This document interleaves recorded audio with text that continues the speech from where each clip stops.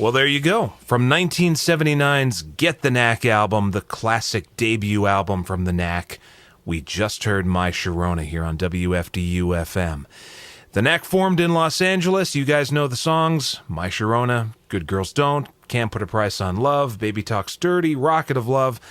And the Knack are still out and about, doing a lot of shows all across the country. We're honored tonight that the lead singer from the Knack, Doug Fieger, is on the program. He's had some serious health concerns over the past couple of years, but obviously that hasn't slowed him down at all. And he's decided to spend a little time chatting with us. So welcome to the show, Doug. Ghosty is an interesting name. How did you come by that sobriquet? I can only assume that I was young and loaded. But no one forgets it, so that's good, I guess. Yeah, there great. You go. Well, my first question to you has got to be, how are you? I'm well.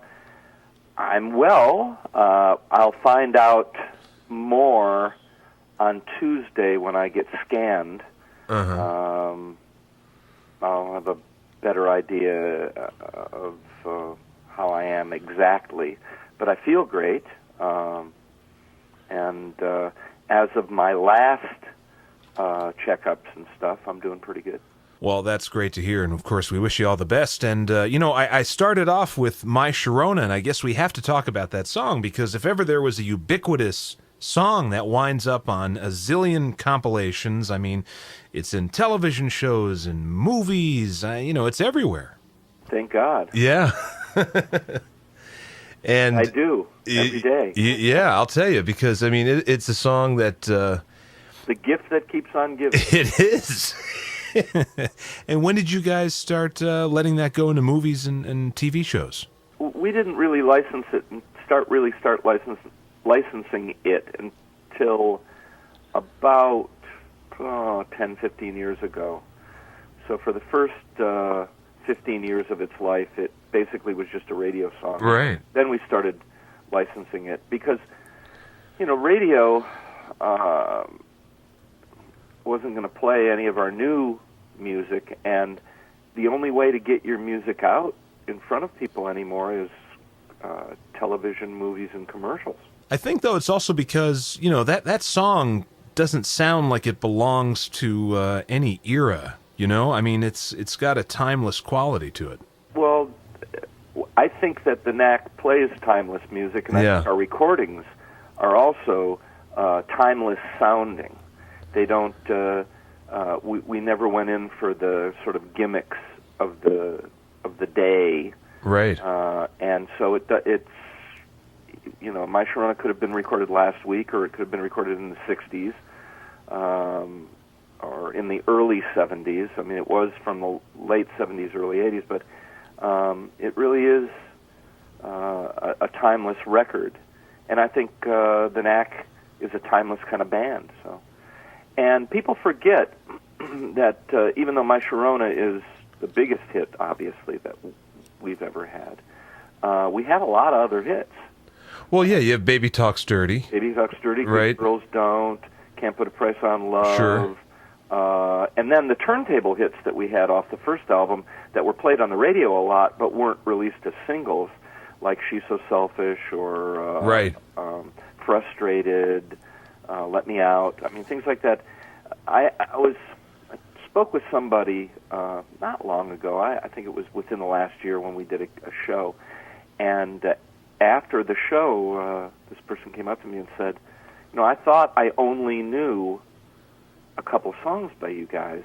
And I realized while you were going through your set that I knew almost every song you played, which was really a great thing. It was a great thing to hear. But part of it, I think, is because My Sharona is so gigantically popular a song. Right. And people just forget. And also, the Knack has suffered from neglect from the critical community. And, it was almost as if,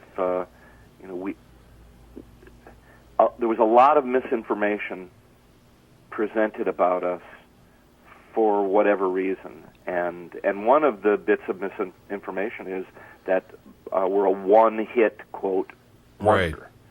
and that's not the case. All they'd have to do is just look at the Billboard charts. Right. Yeah. Right. But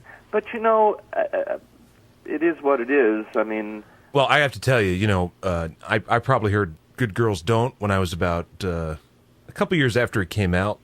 I was maybe 12 or something at the time. mm-hmm. That was a big song for me because, I was at that age Sure. where I'm saying to myself, oh, I hope I meet a girl like that Sure. someday in my life. Sure. And, Everybody does. Yeah. I was just lucky.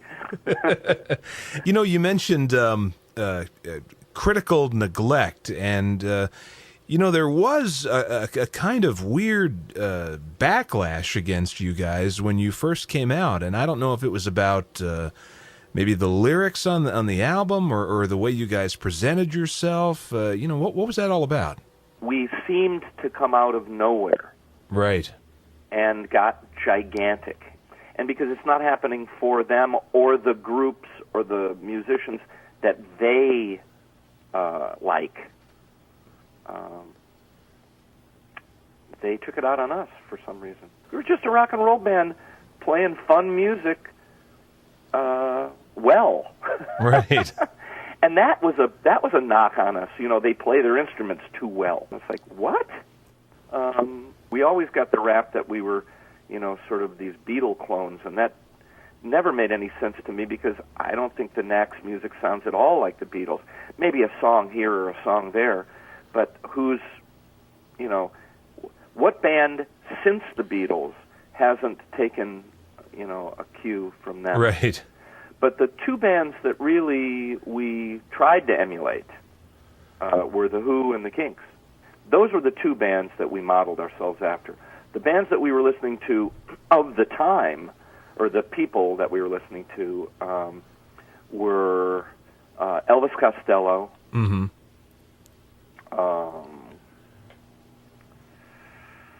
Dave Edmunds, Nick Lowe.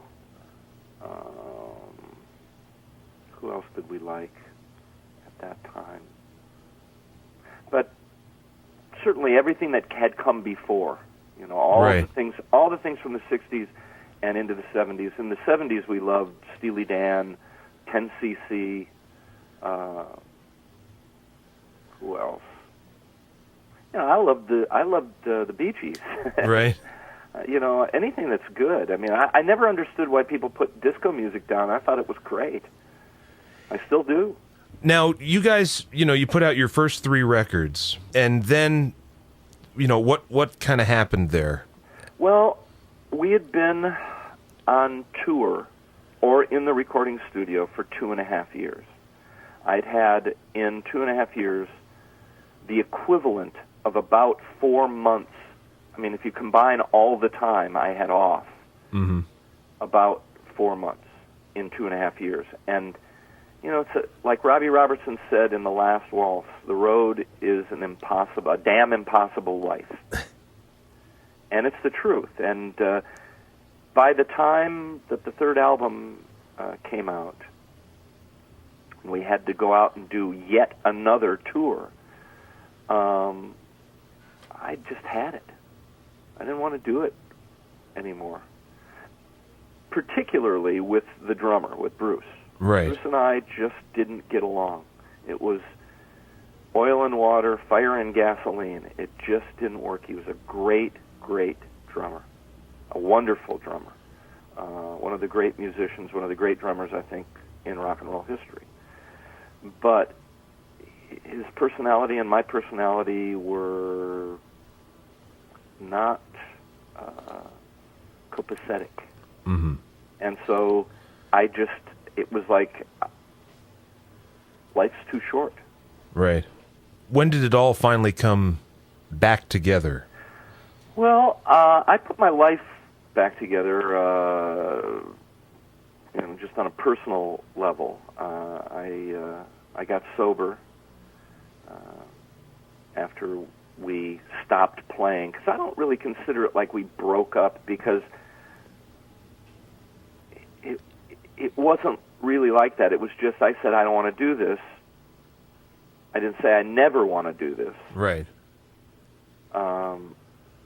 I bumped into Burton somewhere. It's at a party somewhere, and I said, I've been fooling around with some licks, some ideas. You want to get together and write a song? And we hadn't written together in a few years, and so he said, okay, and I seemed to be a different kind of guy, because I wasn't taking drugs and I wasn't drinking. And so we got together and we wrote a few songs, and it was fun. And in doing that, we talked about the possibility of possibly putting the band back together, and an opportunity came up to do a benefit show for this woman in Los Angeles here who was the booker at the. She booked the bands at the Whiskey A Go-Go originally, and she actually booked us for the first time. And she was dying of cancer, and they threw a benefit for her, and they asked us if we would reunite for the benefit. And so we did. And that's how it started.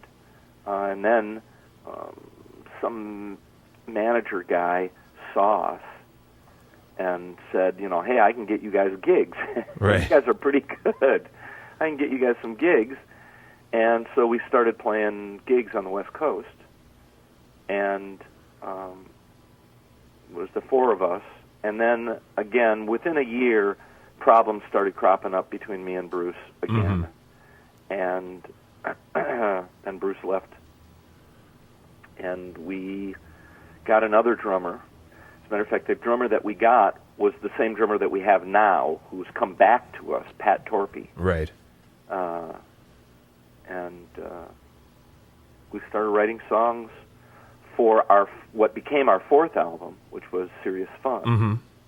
But it took many years. It took from 1986 to 1989 to get a record deal. And that's strange, because you come back with that record, you had a hit on that one too. That's right. Yeah, Rocket of Love. That's right. And that album, we had big problems with our record company. That album sold extremely well. Considering we hadn't put out a record in almost 10 years. And the reason that they signed us was a song called One Day at a Time, which was on that album. It was like a power ballad, which was very big in the late 80s Sure. and 90s.